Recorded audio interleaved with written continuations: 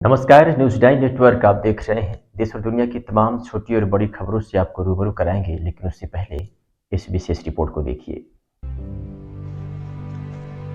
बाराबंकी जनपद में कांग्रेस पार्टी की तरफ से डिसक्वालीफाइड डेमोक्रेसी को लेकर प्रेस कॉन्फ्रेंस कर भारतीय जनता पार्टी की कार्यशैली पर सवाल उठाते हुए भारतीय जनता पार्टी पर जमकर निशाना साधा है। बता दें कि इस प्रेस कॉन्फ्रेंस में कांग्रेस पार्टी की वरिष्ठ नेत्री व विधायक आराधना मिश्रा ने जमकर भारतीय जनता पार्टी पर निशाना साधा। वहीं प्रेस कॉन्फ्रेंस के जरिए भारतीय जनता पार्टी से तमाम सवाल भी पूछे। उन्होंने कहा कि भारत के प्रधानमंत्री नरेंद्र मोदी और गौतम अडानी के बीच क्या रिश्ता है और कब से है, इस बारे में जनता को बताएं। इसके अलावा विदेशों में गौतम अडानी को कितने ठेके नरेंद्र मोदी ने दिलवाए हैं। वहीं प्रधानमंत्री नरेंद्र मोदी की विदेश यात्रा को भी लेकर सवाल किया। उन्होंने कहा कि नरेंद्र मोदी सरकार विदेश यात्राओं में कितनी बार गौतम अडानी को लेकर साथ गए हैं। इसके अलावा गौतम अडानी के पास मॉरिशस से आया 200 करोड़ रुपए किसका है। इसके साथ में तमाम सवाल भी किए हैं। इसी क्रम में आराधना मिश्रा ने स्मृति ईरानी पर भी जमकर निशाना साधा। उन्होंने कहा कि कांग्रेस की सरकार में घरेलू गैस सिलेंडर 400 का था, तब स्मृति ईरानी प्रदर्शन करते हुए सड़कों पर नजर आती थी, लेकिन आज 1000 रुपए से ऊपर घरेलू गैस सिलेंडर है, अब कहीं भी प्रदर्शन करते हुए नजर नहीं आती हैं। उन्होंने कहा कि इसलिए कांग्रेस पार्टी डिसक्वालीफाइड डेमोक्रेसी को लेकर प्रेस कॉन्फ्रेंस कर रही है। गौरतलब है कि इस प्रेस कॉन्फ्रेंस को लेकर जो सवाल आराधना मिश्रा ने भारतीय जनता पार्टी से किया है, उस पर क्या जवाब आराधना मिश्रा को मिलता है, यह देखना बड़ी बात है। बैकवर्ड की ओबीसी की बात कर रही है भारतीय जनता पार्टी।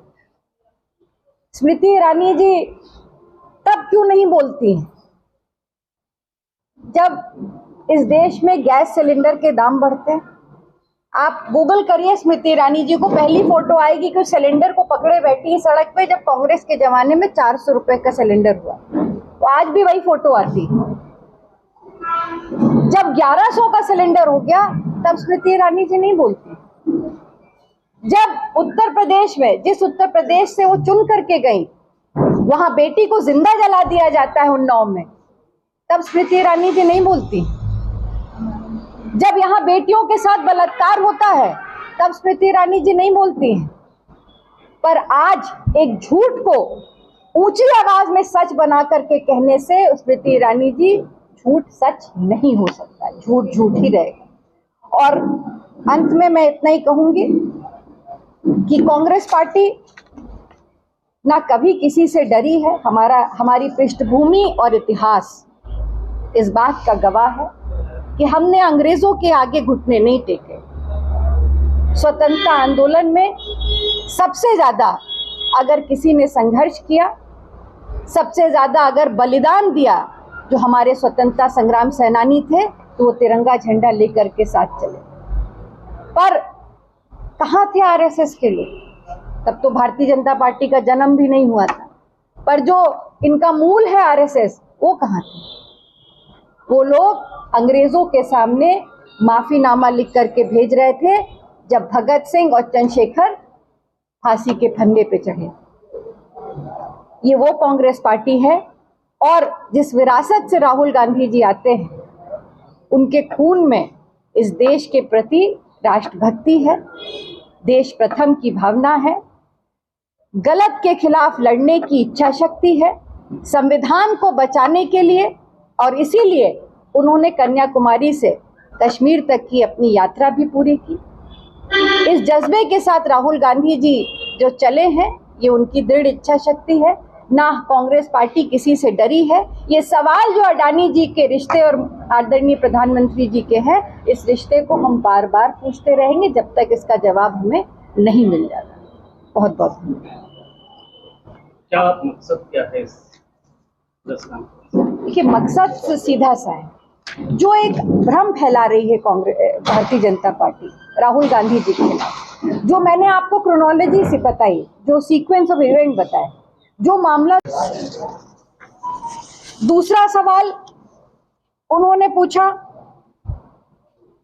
अडानी जी से माननीय मोदी जी का क्या रिश्ता है, और क्यों पूछा ये जानना जरूरी है। क्योंकि लगातार, चाहे ऑस्ट्रेलिया का दौरा रहा हो,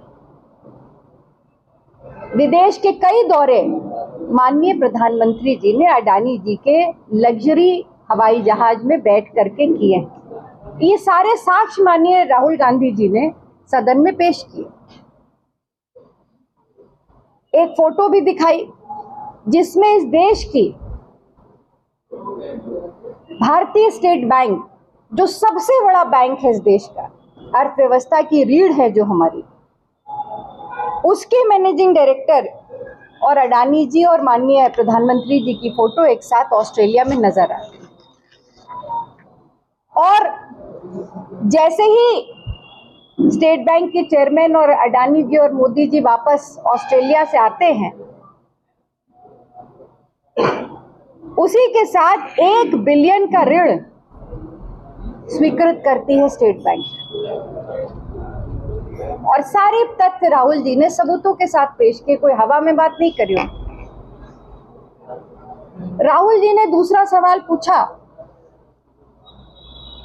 कि आखिर भारतीय जनता पार्टी ने पिछले 8 सालों में अडानी जी की कंपनी से कितना चंदा लिया। ये जो 3 अहम सवाल पूछे अडानी जी से राहुल जी ने, इसका कोई जवाब सदन में प्रधानमंत्री जी ने नहीं दिया और उल्टा पूरी सरकार और प्रधानमंत्री खुद बचाव करते नजर आए अडानी जी का। अब मैं आपको एक क्रोनोलॉजी बताती हूँ, आपको आश्चर्य होगा, आप सब बहुत ही बुद्धिजीवी लोग हैं।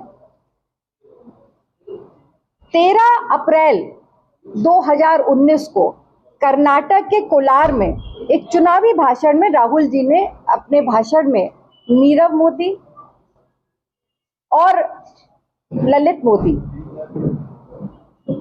पर सवाल उठाए और कहा कि आखिर क्या वजह है कि जो लोग इस देश का गरीब जनता की गाढ़ी कमाई का पैसा लेकर के भाग गए, जिन्होंने इतना बड़ा फ्रॉड किया, उनके नाम के आगे मोदी क्यों लगाए।